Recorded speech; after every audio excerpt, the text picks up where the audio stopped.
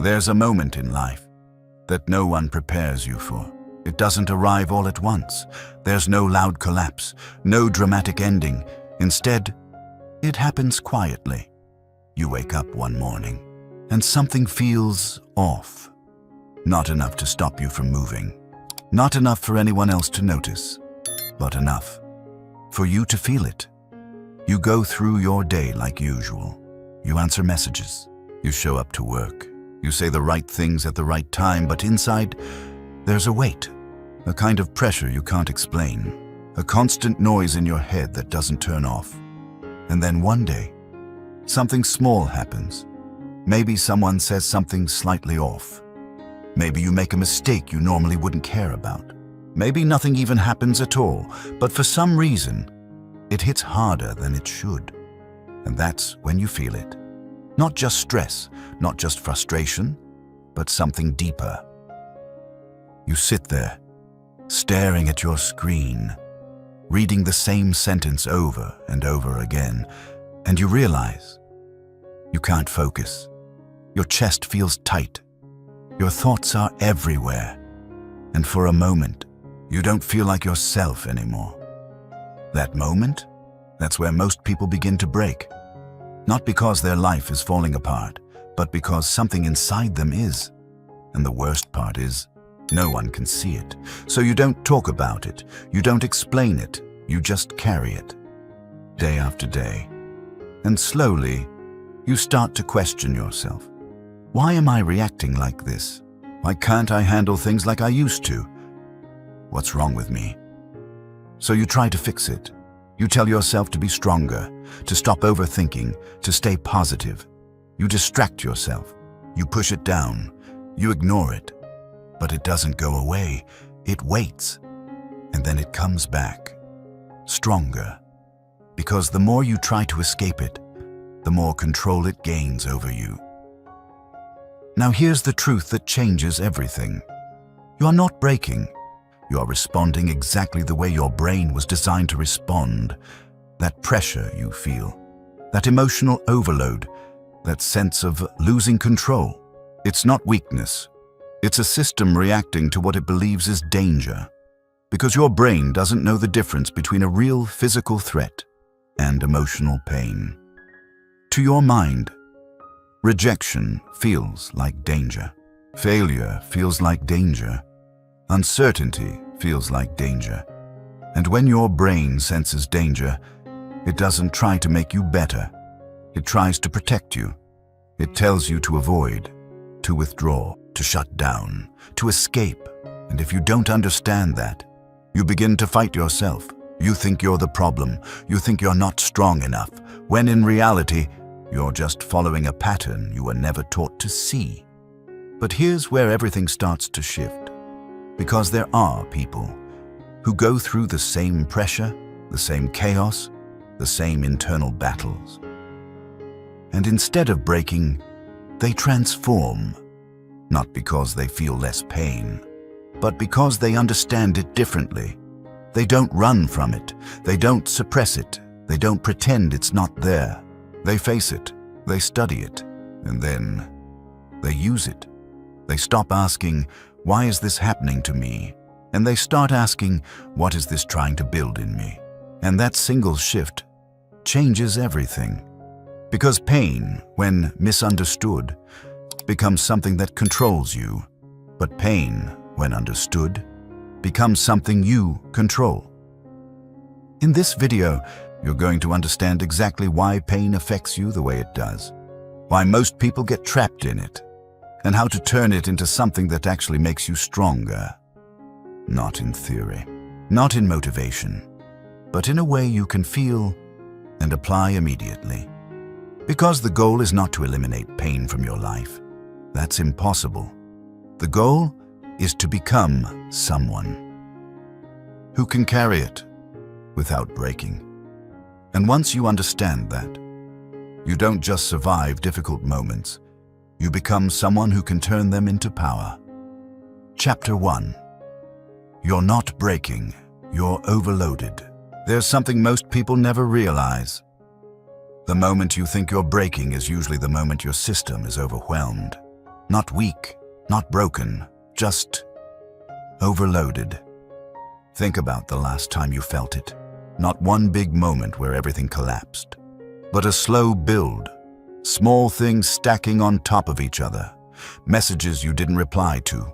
Tasks you kept postponing. Thoughts that kept looping in your head without resolution. Individually, none of them felt like too much, but together, they became heavy. And the strange part is, you didn't stop. You kept going. You told yourself, I just need to push through. I'll deal with it later. It's not that serious. So you kept adding more.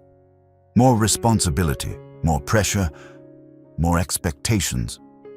Until something small happened. Something insignificant. A comment. A delay. A mistake. And suddenly, it felt like everything hit you at once. Not because that moment was big, but because you were already carrying too much. And that's when it starts. You lose patience faster than usual. You get irritated over things that normally wouldn't matter. Your focus disappears. Your thoughts feel scattered. And deep down, you start to question yourself. Why am I like this? Why can't I handle things anymore?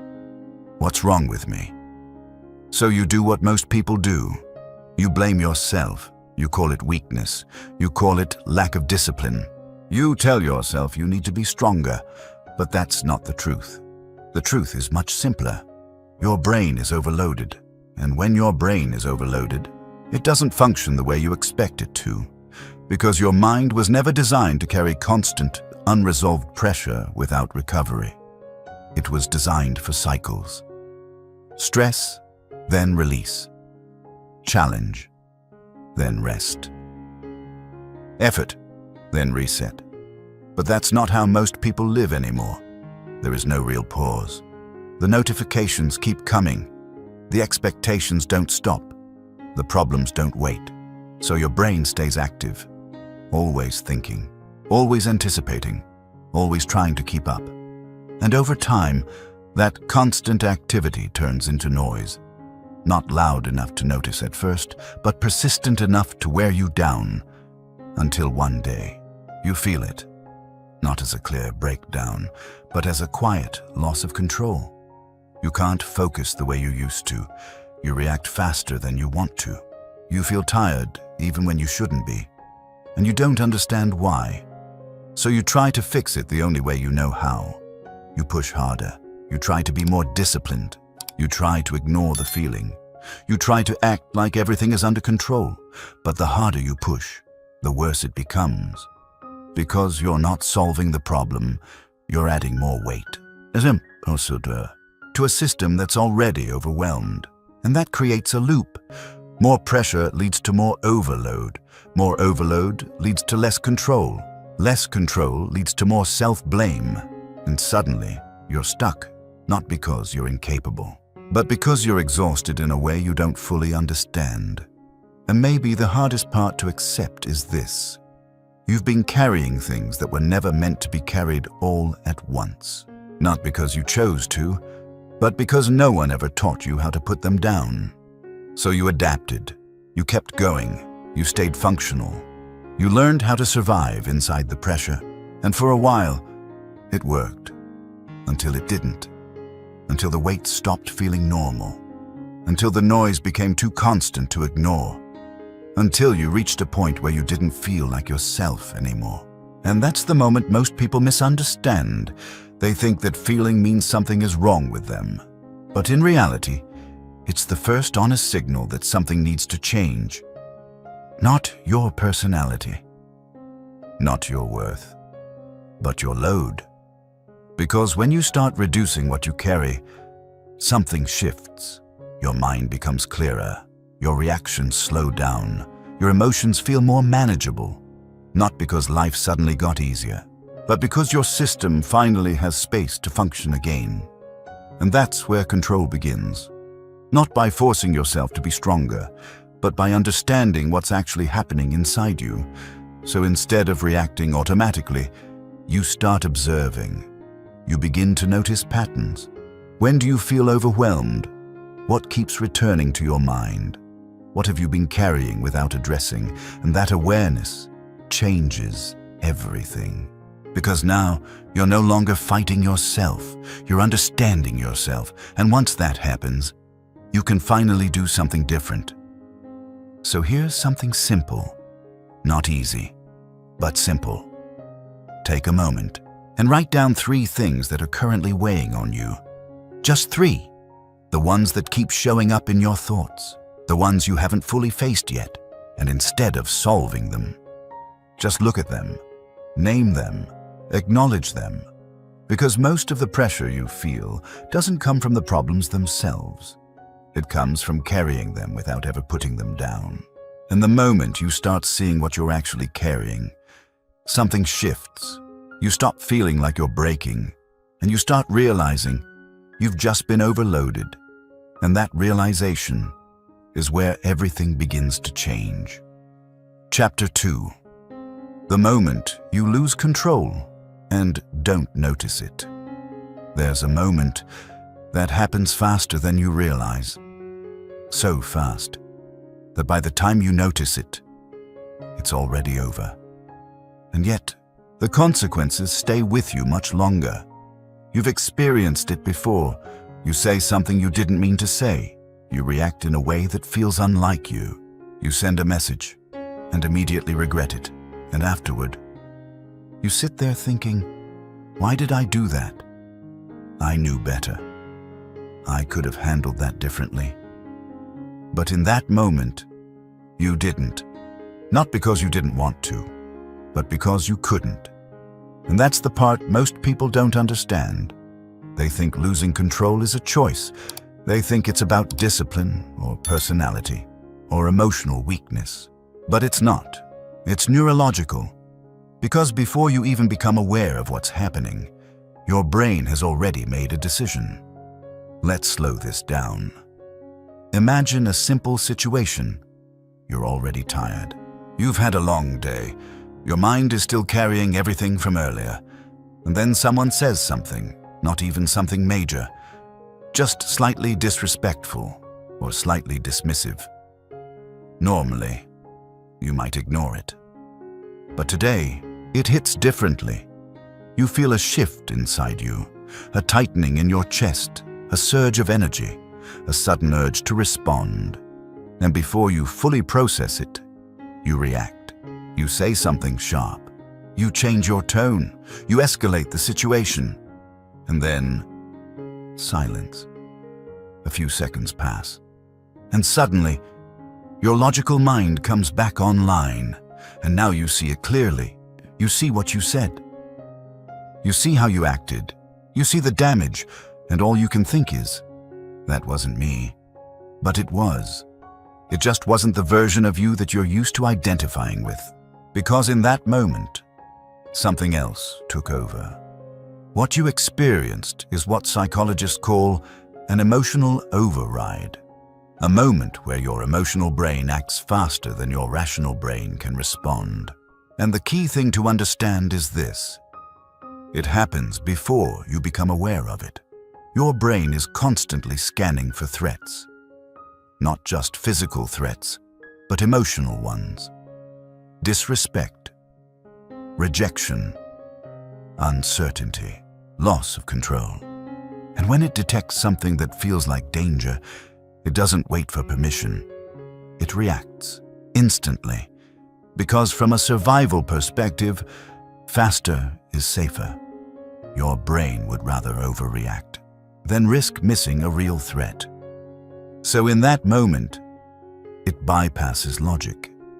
It bypasses reasoning, and it goes straight into reaction. Fight, defend, protect. And only after that does your thinking mind catch up. Which is why it always feels like I didn't choose that. Because in a very real way, you didn't, at least not consciously. But here's where it becomes dangerous. Because when you don't understand this process, you misinterpret it. You think, I have anger issues. I'm too emotional. I lack control. And that belief starts shaping your identity. You begin to see yourself as someone who can't handle pressure, someone who reacts too much, someone who isn't stable. And once that identity forms, you start reinforcing it. Every time it happens again, you don't just see it as a mistake. You see it as proof. Proof that something is wrong with you, but the truth is much simpler. You're not broken. You're just unaware of the moment, before the reaction. Because control doesn't happen in the reaction. It happens before it, and that's where most people lose it. Not in the argument, not in the mistake, not in the emotional explosion, but in the few seconds before all of that, the part they never see. Let's go back to that moment, right before you reacted. There was a signal, a very small one, a shift in your body, a change in your breathing, a tightening in your chest. That was the moment, the exact point where everything could have gone differently. But you didn't notice it, so you didn't have a choice. And that's the key difference between people who feel in control of themselves and people who don't. It's not that one group is stronger. It's that one group is more aware. They don't wait until they've lost control to try and fix it. They catch it earlier. They notice the signal. And because they notice it, they create space. And in that space, they have a choice. Not a big, dramatic choice. Just a small one. To pause, to breathe, to delay. And that small delay changes everything. Because it gives your rational mind time to come back online. It allows logic to catch up with emotion. And once that happens, you're no longer reacting. You're responding. Now, this doesn't mean you'll never feel the surge again. You will. That's part of being human. But the difference is, you won't be controlled by it. You'll recognize it. And that recognition is power. So here's something you can start doing immediately. Not tomorrow. Not when you feel ready. Today. The next time you feel that shift, and you will. I don't want you to stop the emotion. That's not the goal. I want you to notice it. That first signal, that first change. And when you notice it, do one simple thing. Delay, just 5 seconds. Don't speak, don't react, don't move, just wait. It will feel uncomfortable. It will feel unnatural. Because your brain wants immediate action. But in that pause, something important happens. The intensity drops, just slightly. Enough for you to think. Enough for you to choose. And that's all you need. Because control is not about eliminating emotion. It's about creating space before action. And the more you practice that, the more that space grows. Until one day, you notice something different. The same situation happens. The same trigger appears. The same emotional surge begins. But this time, you don't lose yourself in it. You feel it. But you don't become it. And in that moment, you realize something powerful. You were never out of control. You were just reacting too fast to something you didn't understand. And now, you do. Chapter 3. This is where most people destroy themselves. Most people believe something dangerous, something that sounds right, feels right, but quietly destroys them over time. They believe that pain is the problem, that discomfort is something to avoid, that pressure is something to escape, that hard moments are something to get through as quickly as possible. And on the surface, that makes sense. Why would you want to feel pain? Why would you choose discomfort? Why would you stay in something that feels heavy, uncertain, or overwhelming? So you do what feels natural. You avoid it. You distract yourself. You delay what matters.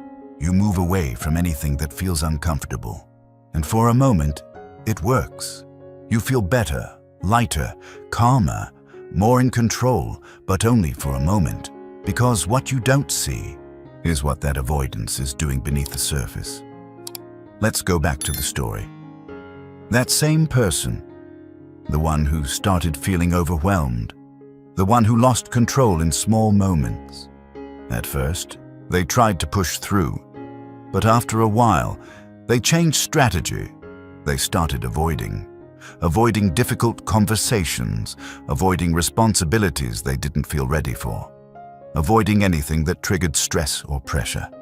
And again, it felt like relief. Less tension, less conflict, less immediate discomfort. But slowly, something else started happening. The things they avoided didn't disappear. They grew.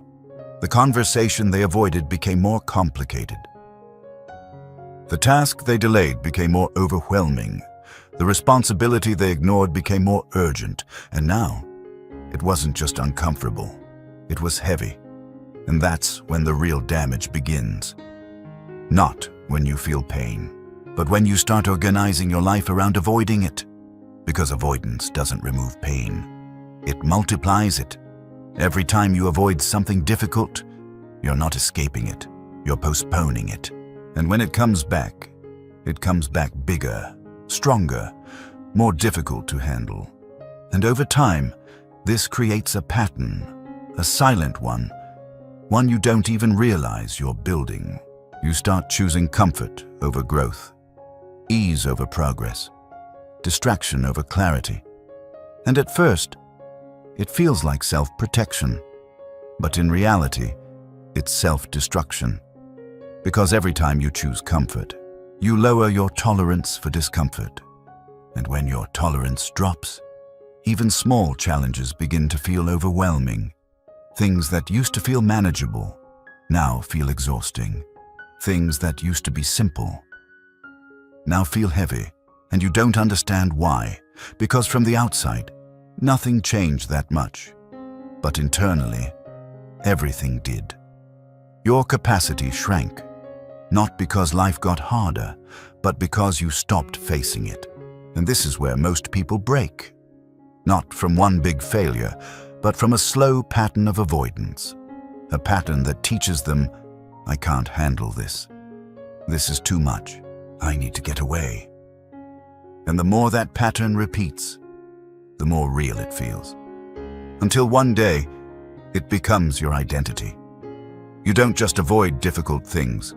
You believe you're someone who can't handle them. And once that belief sets in, everything changes. Because now, you're not just reacting to life. You're limiting yourself before life even begins. You hesitate. You doubt. You pull back before fully stepping in. Not because you're incapable, but because your mind has learned to associate discomfort with danger. And anything that feels like danger must be avoided. But here's the truth most people never hear. Discomfort is not danger. It just feels like it. Because your brain is trying to protect you, but protection is not the same as growth. And if you always choose protection, you will slowly eliminate growth from your life. Which means you don't just stay where you are. You become weaker over time, less resilient, less adaptable, less capable of handling pressure. And that's the paradox. The more you try to avoid pain, the more fragile you become. And the more fragile you become, the more pain affects you, until even small things start to feel like too much. Now imagine something different. What if instead of avoiding discomfort, you started facing it? Not all at once, not in extreme ways, but in small, intentional steps. The conversation you've been avoiding, the task you've been delaying, the situation you've been trying not to think about. What if you leaned into it, just slightly? At first, it would feel uncomfortable. Your brain would resist. It would tell you, not now. You're not ready. This will be too much. But if you stay, something changes. The discomfort doesn't kill you. It doesn't overwhelm you. It passes. And when it passes, you're still there, still functioning, still capable, still in control, and in that moment, your brain learns something new. This is not as dangerous as I thought. And that's how resilience is built, not by avoiding pain, but by experiencing it and realizing you can handle it. Because every time you face something uncomfortable, your capacity expands, your tolerance increases, your confidence grows. Not because life got easier, but because you became stronger, and this is the shift most people never make. They wait for life to become less painful, instead of becoming more capable of handling pain. But life doesn't get easier. It gets different. More responsibility, more uncertainty, more pressure. So if your strategy is avoidance, you will always feel behind, always overwhelmed, always trying to catch up. But if your strategy is facing discomfort, something else happens. You stop fearing it. And when you stop fearing discomfort, you stop being controlled by it. So here's something simple, but powerful. Today, I want you to notice one thing. What are you currently avoiding? Not everything, just one thing. One conversation, one decision, one action. Something small, but important. And instead of pushing it away, move toward it. Not perfectly, not confidently, just intentionally. Because the goal is not to feel ready. The goal is to stop running. And the moment you stop running, you change the direction of your life. Because now, you're no longer shrinking away from discomfort. You're stepping into it, and that's where growth begins. Not in comfort, not in ease, but in the space most people avoid. Chapter 4. Two people, same pain. Different lives. There's something uncomfortable to accept. Two people can go through the exact same experience and walk away completely different. Not slightly different, but fundamentally changed in opposite directions. One becomes stronger, more grounded, more capable. The other becomes stuck, more fragile, more uncertain. And from the outside, it doesn't make sense. Because the pain was the same, the situation was the same, the pressure was the same. So what changed? Why does one person grow while the other slowly breaks? Let's go back to the story. The same person you've been following, the one who felt overwhelmed, the one who started losing control, the one who began avoiding discomfort. Now imagine two versions of that person. Same life, same stress, same internal struggle, but one small difference: the way they interpret what's happening. Version 1 feels the pressure, feels the discomfort, feels the weight building up inside, and immediately they resist it. This shouldn't be happening. This is too much. I can't deal with this right now. They see the pain as something wrong, something unfair, something they need to get away from, so they do what feels natural. They complain, they avoid, they distract themselves, and over time, that reaction becomes a pattern. Every difficult moment is something to escape. Every uncomfortable feeling is something to suppress. And slowly, they start associating pain with helplessness, something they can't control, something they can't handle. And that belief starts shaping everything. They hesitate more. They doubt themselves more. They feel overwhelmed more easily. Not because life got harder, but because their interpretation made it heavier. Now look at version 2. Same pressure, same discomfort, same internal weight, but a different response. They feel it, they don't like it, they don't pretend it's easy. But instead of asking, "Why is this happening to me?" they ask, "What is this asking from me?" And that one shift changes everything. Because now, pain is no longer just something to escape. It becomes something to understand, something to learn from, something to move through. They don't avoid the discomfort. They stay with it, they observe it, They try to understand what it's pointing to. And over time, that creates a completely different pattern. Instead of associating pain with weakness, they begin associating it with growth, with challenge, with opportunity, and that changes how they respond. They still feel the pressure, but they don't collapse under it. They still feel discomfort, but they don't run from it. And because they stay, because they face it, because they move through it, they become stronger. Not in a dramatic way, not overnight, but gradually, quietly, consistently. And this is where everything becomes clear. It's not the pain that determines your outcome. It's the meaning you give to it, because pain, by itself, is neutral. It doesn't tell you what it means. It doesn't define you. It simply exists, but your mind fills in the rest. It decides, is this a threat? Or is this a challenge? Is this something that's happening to you? Or something that's happening for you? And once that meaning is assigned, everything else follows.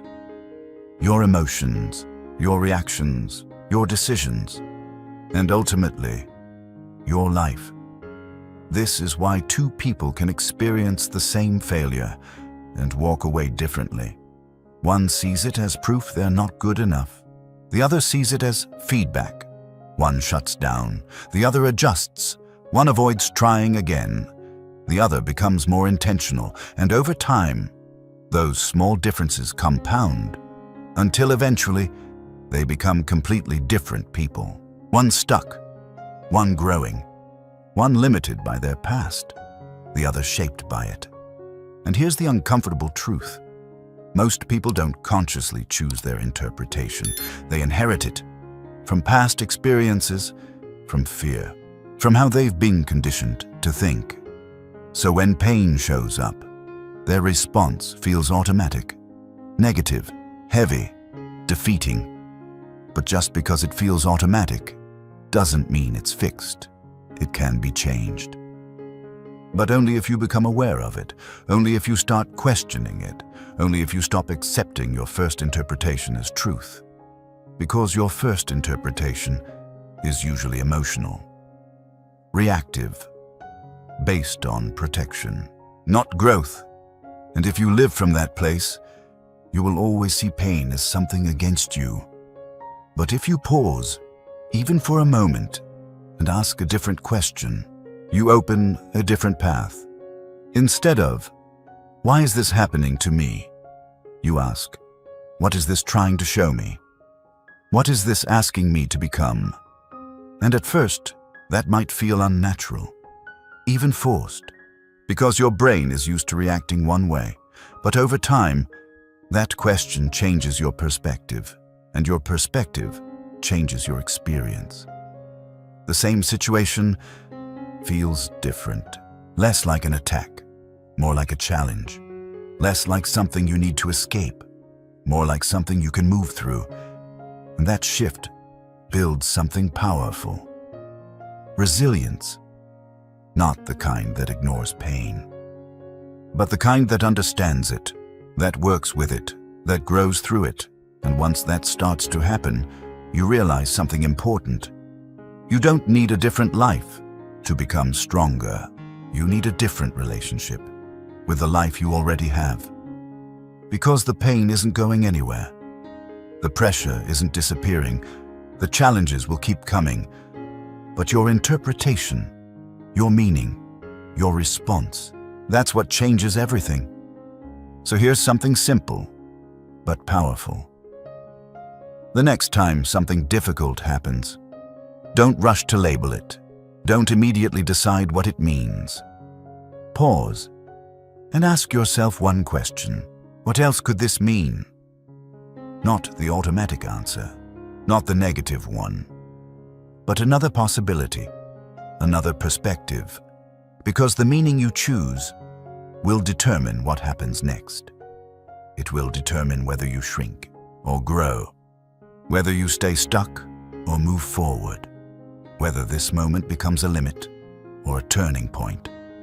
And the truth is, That choice is always there, even if you haven't seen it before. Chapter 5. The most dangerous question you keep asking. There's a question so common, so automatic, that most people don't even realize how much damage it causes. It sounds harmless. It feels natural. And in certain moments, it even feels justified. But over time, this one question slowly weakens you. It takes away your control, your clarity, your ability to move forward. And the question is this: why me? Why is this happening to me? Why do I have to deal with this? Why does everything feel harder for me? You've asked it before. Everyone has. In moments of stress, in moments of failure, in moments when things don't go the way you expected. And at first, it feels like you're trying to understand, trying to make sense of what's happening. But if you pay attention, you'll notice something. That question doesn't actually lead to answers. It leads to something else. It leads to frustration, to helplessness, to a quiet feeling that life is happening against you. Let's go back to the story. The same person, still dealing with pressure, still navigating uncertainty, still trying to hold everything together. And then something goes wrong. A plan fails, an opportunity disappears, a situation becomes more complicated than expected. And in that moment, they ask the question, why me? Why does this always happen to me? Why can't things just work out for once? Why does it feel like I'm always behind? And for a moment, it feels like relief. Because asking that question allows you to step out of responsibility. It allows you to blame circumstances, other people, bad timing, anything outside of yourself. And again, that feels good. Because it reduces the pressure, it makes the situation feel less personal. But there's a hidden cost. Because every time you ask, why me? You shift your focus away from what you can control. And once your focus leaves control, you lose power. You stop looking for solutions. You stop taking action. You stop moving forward. And instead, you stay stuck in analysis, trying to figure out why things happened instead of deciding what to do next. And the more you stay in that space, the heavier everything feels. Because now, you're not just dealing with the situation, you're dealing with the belief that you're powerless in it. And that belief changes everything. Because once you believe you have no control, you stop acting like you do. You hesitate, you delay, you wait. Not for the right moment, but for something external to change. And while you're waiting, nothing moves. Now let's look at the other version. Same situation, same failure, same unexpected outcome, but a different response. Instead of asking, why me? They pause and they ask something else. What now? What can I do next? What is still in my control? What is the next step, even if it's small? And that one shift completely changes the direction of their thinking. Because now, they're not stuck in the past. They're focused on the present, on action, on movement, on possibility, and that creates momentum. Not because the situation is easier, but because their response is different. They're no longer trying to understand everything. They're trying to move forward, and that's where real strength comes from. Not from having all the answers, but from taking action without needing them. Because here's the truth. You will never fully understand why everything happens the way it does. Life is too complex, too unpredictable, too influenced by factors outside your control. So if your strategy is to wait until everything makes sense, you will always be waiting. But if your strategy is to act based on what you can control, you will always be moving. And movement is what creates change. Now, this doesn't mean you ignore your emotions. It doesn't mean you pretend things don't affect you. It simply means you don't let your emotions decide your direction. You acknowledge them, you feel them, but you don't stay in them, because staying in that why me loop keeps you trapped. It keeps your focus on what went wrong, on what you lost, on what you can't change. And the longer you stay there, the harder it becomes to move. But the moment you shift the question, something changes. Your mind starts searching differently. Instead of looking for reasons, it looks for options. Instead of focusing on the problem, it starts identifying actions. And even if those actions are small, they matter because they break the pattern, they interrupt the loop, they remind you that you still have influence, that you're not just reacting to life, you're participating in it. And that's the key, because control doesn't come from eliminating uncertainty. It comes from knowing you can still act within it. So the next time something goes wrong and that familiar question appears, why me? I want you to notice it, not suppress it, not judge it, just notice it. Because awareness is the first step. And once you see it, you can change it, you can replace it with something more useful, more empowering, more directional. What now? And at first, it might feel too simple, too obvious. But that's the point. Because complexity keeps you stuck. Simplicity moves you forward. What now? Doesn't solve everything, but it gives you a direction, and direction is what gets you out of the loop. Even if the step is small, even if it's uncomfortable, even if it doesn't feel perfect, it's still movement, and movement is always better than being stuck. Over time, this shift becomes a habit. You stop defaulting to helplessness. You start defaulting to action. You stop waiting for clarity. You start creating it. And eventually, you notice something different. The same challenges appear. The same uncertainty exists. The same setbacks happen, but your response is no longer the same. You don't collapse into confusion. You don't get stuck in frustration. You adjust. You move. You continue. And that's when you realize something important. Your power was never in the situation. It was always in your response. And once you take control of that, everything changes. Chapter 6. The power you lose. Every time you react, there's something subtle, but incredibly powerful, that most people give away every single day. Not intentionally, not consciously, but consistently. They give away their control. And they do it in the exact moment they believe they are taking it back. Through reaction. Think about how often this happens. Someone says something you don't like. A comment, a tone, a look. And instantly, you feel something rise inside you. A need to respond, to correct, to defend, to prove a point. And without thinking, you react. You say something back. You change your tone. You try to regain control of the situation. But what you don't realize is this. In that moment, you didn't take control. You lost it, because reaction is not control. Reaction is surrender. It's a response driven by emotion, not by choice. And the more you react, the more you train your mind to operate that way, automatically, unconsciously, powerlessly. Let's go back to the story. The same person, still navigating pressure, still dealing with internal noise, still trying to stay grounded. But now, they've started noticing something. Every time something triggers them, they react.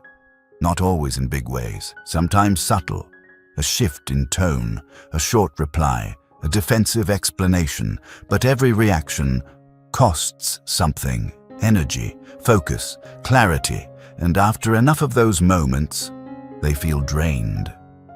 Not because of what happened, but because of how much they gave away in response. And that's the hidden cost of reaction. It feels powerful in the moment. It feels like you're standing your ground. But afterward, you're left with less. Less energy, less control, less stability, because reaction keeps you tied to what just happened. It keeps your mind locked in the moment, replaying it, analyzing it, justifying it. And while you're doing that, you're not moving forward, you're stuck. Now here's the deeper layer. When you react, you're allowing something external to control your internal state. Someone else's words change your mood. Someone else's behavior changes your energy. Someone else's actions determine how you feel. And the more this happens, the more dependent you become. Not on them directly, but on what they do, which means your peace is no longer yours. It's conditional, and anything that is conditional is unstable. Because you can't control everything around you, but you can learn to control how you respond to it. And that's where real power begins. Not in controlling the situation, but in controlling your reaction to it. Now let's shift the perspective. What if instead of reacting immediately, you paused? Not for long. Not in a dramatic way. Just a few seconds before you speak, before you respond, before you engage. In that pause, something changes. The intensity drops, the urgency fades, and your thinking mind has a chance to catch up. And in that space, you gain something most people don't have: choice. Not automatic reaction, not emotional impulse, but a conscious decision. Do I respond, or do I let this pass? Do I engage, or do I stay silent?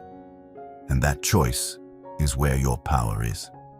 Because silence is often misunderstood. People think silence means weakness, that if you don't respond, you're losing, that if you don't defend yourself, you're being walked over. But that's not true. Silence is not the absence of strength. It's the presence of control. It's the ability to feel something and not be controlled by it. It's the ability to hold your energy instead of giving it away. And that's rare, because most people can't do that. Most people react immediately, emotionally, predictably, which means they can be controlled, not intentionally, but easily. Because if someone knows what triggers you, they can influence you.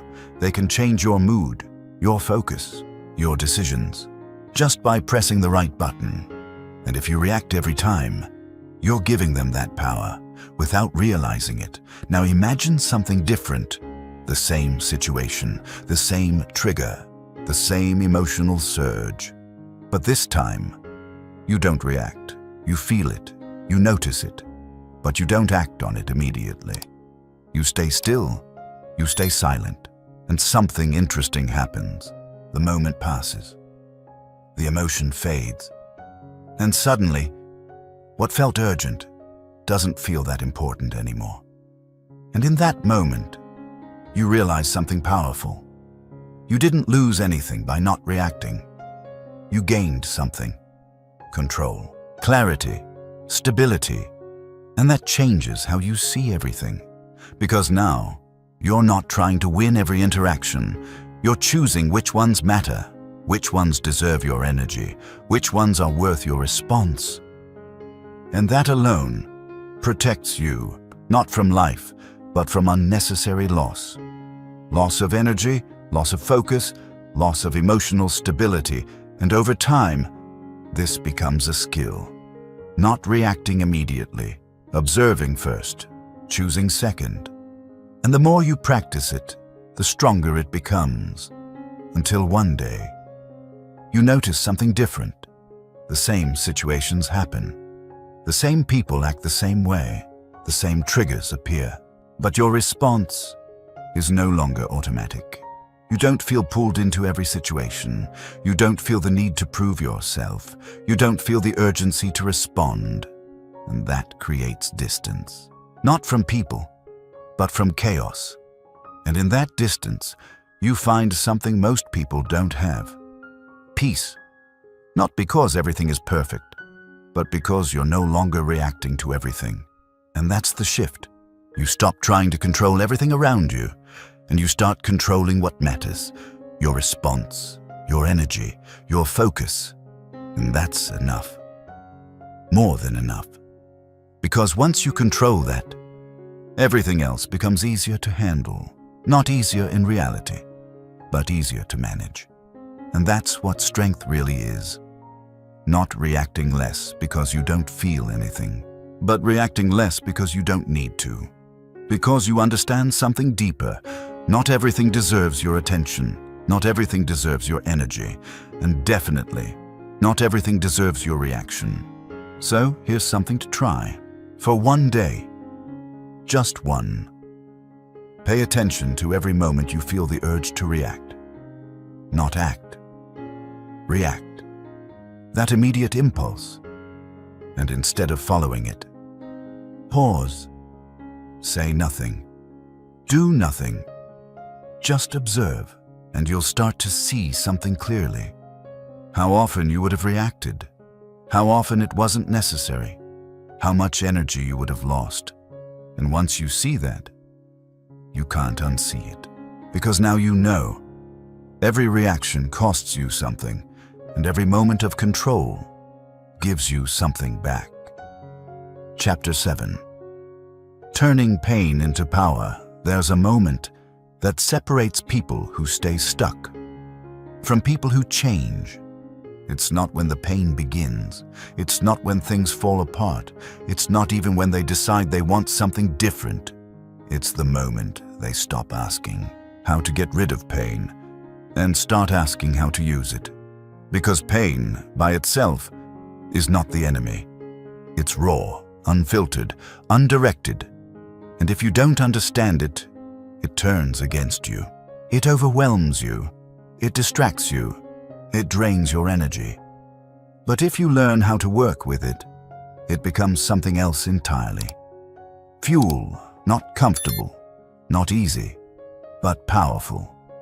The problem is, most people never reach that point, because the moment they feel pain, their first instinct is to escape it, to suppress it, to distract themselves from it, to wait for it to go away. And in doing that, they lose access to the very thing that could have changed them. Because pain contains information. It points to something unresolved, something ignored, something that needs attention. But if you avoid it, you never see it. And if you never see it, you never use it. Let's go back to the story. The same person, still dealing with pressure, still feeling moments of discomfort, still facing situations they don't fully control. But something is different now. They're no longer running. They're no longer reacting the same way. They've started to pause, to observe, to question. And because of that, they begin to notice something. Every time they feel pain, there's a pattern. Not random, not chaotic, but consistent. Certain situations trigger certain emotions. Certain thoughts repeat themselves. Certain reactions show up again and again. And for the first time, they don't try to escape it. They sit with it, not comfortably, not easily, but intentionally. And that's where everything begins. Because the moment you stop running from pain, you create space to understand it. And once you understand it, you can use it. So let's break this down. Not in theory, but in something you can actually apply. There are 3 steps. Simple, but not easy. The first step is to feel it. Not partially, not selectively, fully. Because most people never actually feel their pain. They interrupt it. They cut it off. They distract themselves before it fully surfaces. But pain that is not fully felt is never fully processed. It stays. It lingers. It comes back. So instead of avoiding it, you allow it. You let the discomfort be there. You don't label it immediately. You don't try to fix it instantly. You just feel it. And that alone is difficult, because your mind will resist. It will tell you to move on, to do something else, to get out of it. But if you stay, if you don't escape, something happens. The intensity peaks, and then it starts to fade.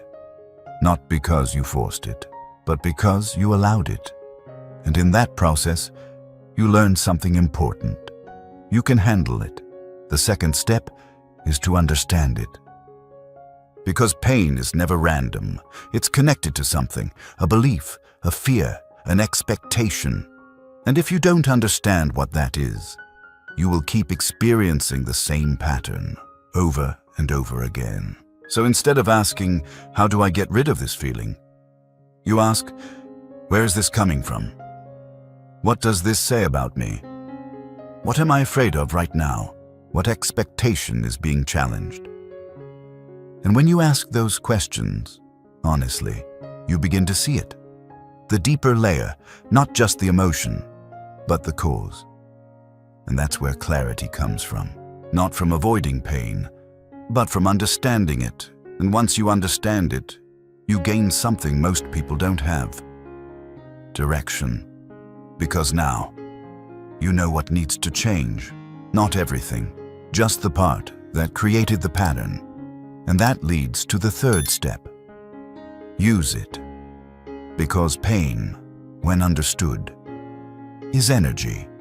And energy needs direction. If you don't direct it, it turns inward. It becomes overthinking, self-doubt, frustration. But if you do direct it, it becomes action, focused, intentional, meaningful. So instead of staying in the emotion, you move with it. You take that discomfort and you channel it into something, a decision, an action, a change. Not perfect, not complete, but forward. And that's the difference. Because most people feel pain and stop. They pause their life. They wait for clarity. They wait to feel better. They wait for the right moment. But the right moment never comes. Because clarity doesn't come before action. It comes through it. So, the person in the story does something different. They don't wait. They act.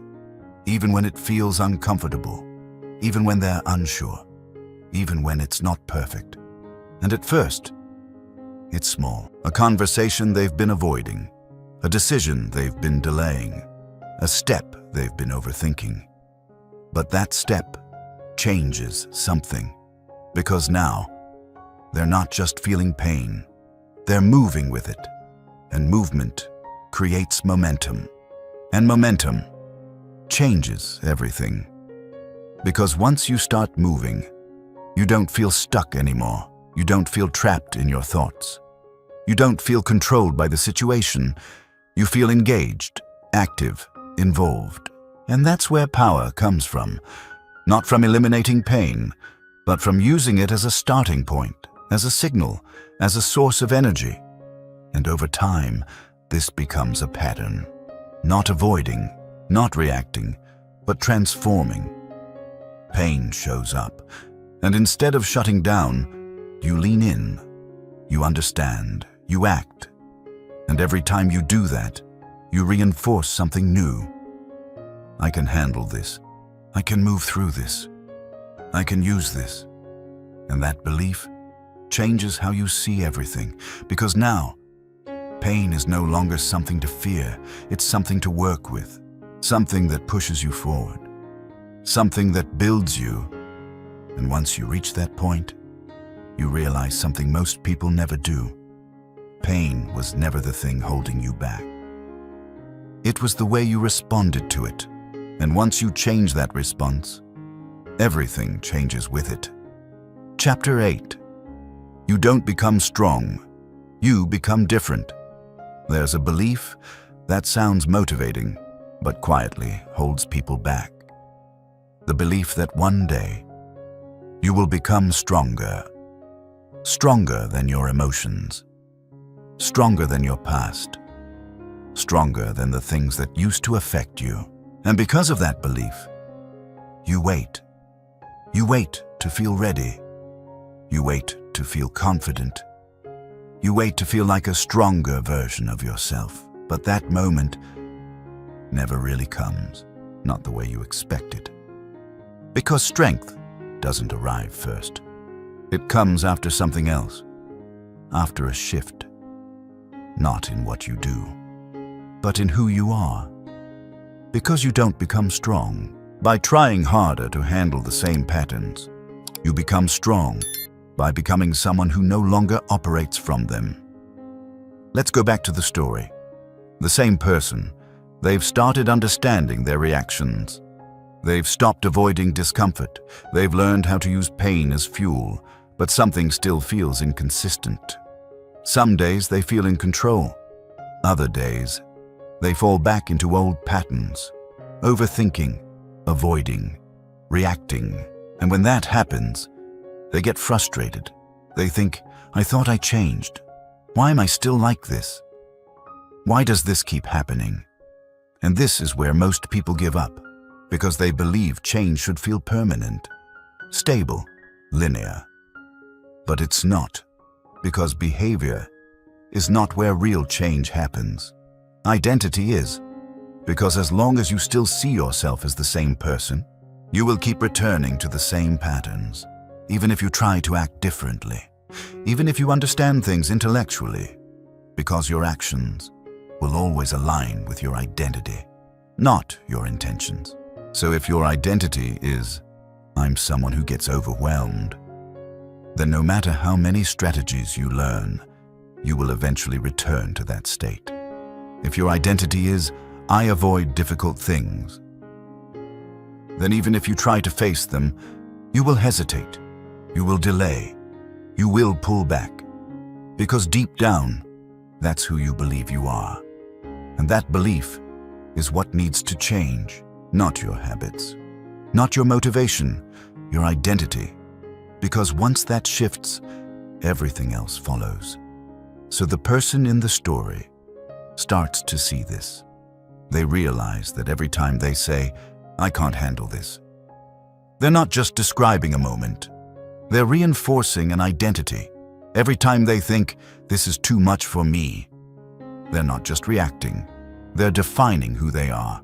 And over time, those thoughts become automatic, default, unquestioned. So instead of trying to act stronger, they do something different.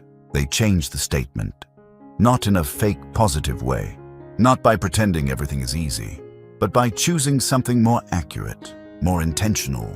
Instead of, I can't handle this, they say, this is hard, but I can handle hard things. And at first, it feels strange, unnatural, even a little forced, because it doesn't match their past, but they keep using it. Not because they fully believe it yet, but because they understand something important. Identity is built through repetition, not truth, not history, but repetition. The thoughts you repeat, the words you use, the actions you take over and over again. So instead of waiting to feel different, they start acting from a different identity. Small moments, small decisions, small shifts. They feel overwhelmed, but they don't shut down. They feel discomfort, but they don't avoid it. They feel the urge to react, but they pause. Not perfectly, not every time, but more than before. And those small differences start to accumulate. They start to create evidence that contradicts the old identity. I can't handle pressure becomes, I handled that better than before. I always avoid difficult things becomes, I face that even though it was uncomfortable. And slowly, a new identity begins to form. Not from thinking differently, but from acting differently. And once that identity starts to take shape, something powerful happens. You stop questioning yourself the same way. You stop doubting your ability to handle things. You stop seeing yourself as fragile, because now you have proof, not from what you think, but from what you've done. And that proof changes how you respond to everything. Challenges don't feel the same. They don't feel like threats. They feel like something you can move through. Discomfort doesn't feel like a signal to stop. It feels like a signal that you're growing. And pain doesn't feel like something that will break you. It feels like something you can carry, And that's the shift. You don't eliminate difficulty. You expand your capacity. You don't remove pressure. You become someone who can hold it. And once that happens, you stop trying to control everything around you. You focus on what matters, who you are in those moments, because that determines everything. Not the situation, not the circumstances, but your identity within it. And the most important part is this: you don't need to wait to become that person. You can start now, not perfectly, not completely, but intentionally, by choosing one simple statement: I handle hard things, and then proving it again and again, in small ways, in quiet moments, in situations no one else sees. Because identity is not built in big moments. It's built in repetition, consistency, choice, and over time, those choices become automatic. That identity becomes natural, and what once felt difficult becomes normal. And that's when you realize something. You didn't just become stronger, you became different. A different way of thinking, a different way of responding, a different way of showing up. And that difference changes everything. Because now, life doesn't feel easier, but you feel more capable, more stable, more in control. And that's what real strength looks like, not the absence of pain, but the ability to carry it. Without losing yourself, there's something important to understand. Most people go through life trying to avoid pain. They try to minimize it, control it, escape it. And for a while, that feels like the right strategy, because pain is uncomfortable, unpredictable, sometimes overwhelming. But what you've seen in this journey is that pain was never the real problem. It was the way you understood it, the way you reacted to it, the way you avoided it, the meaning you gave to it. Because pain, by itself, doesn't define you. It doesn't decide your future. It doesn't determine what your life becomes. What does is your response. Every time you feel overwhelmed, you have a choice. Not a big, dramatic one, but a small one: to pause instead of react, to face instead of avoid, to understand instead of escape. And those small choices don't feel powerful in the moment. They don't feel like transformation. They don't feel like change. But over time, they become everything, because they shape how you think, how you act, and ultimately, who you become. And that's what this was really about. Not eliminating pain, not becoming fearless, not turning your life into something perfect, but becoming someone who doesn't collapse when things get hard, someone who doesn't run the moment discomfort appears, someone who can stay, who can think clearly, who can act intentionally, who can move forward even when it's not easy, because that's where real power is. Not in controlling life, but in controlling how you show up in it. And the truth is, you don't need more time to become that person. You don't need a perfect plan. You don't need everything to make sense. You just need to start differently. Right now, with something small. So here's what I want you to do. For the next 3 days, pay attention. Not to everything, just to yourself. Day 1. Notice when you feel overwhelmed. Don't fix it. Don't judge it. Just notice it. Day 2. Choose one thing you've been avoiding, something small, and do it. Not perfectly, not completely. Just enough to stop running. Day 3. Take one difficult moment and rewrite what it means. Instead of asking, "Why did this happen to me?" ask, "What is this trying to build in me?" And sit with that answer, because that's where everything begins, not in big changes, not in dramatic decisions, but in small shifts that most people ignore. And if you do this, you'll start to see something. Not immediately, not all at once, but gradually. You'll notice that you don't react the same way. that you don't avoid as quickly, that you don't feel as overwhelmed as before. Not because life got easier, but because you changed how you meet it. And once that shift happens, it doesn't go away. Because now you understand something most people never do. You're not here to avoid pain. You're here to grow through it, to use it, to move with it, to become someone because of it. And that changes everything. Because now, pain is no longer something you fear. It's something you understand, something you can carry, something that no longer controls you. And when you reach that point, you don't just survive difficult moments. You become someone who can turn them into strength. If this spoke to you, don't keep it to yourself. Share it with someone who might need to hear this right now, because sometimes one shift in perspective is all it takes to change the direction of a life. And if you're ready, keep going, because this is just the beginning.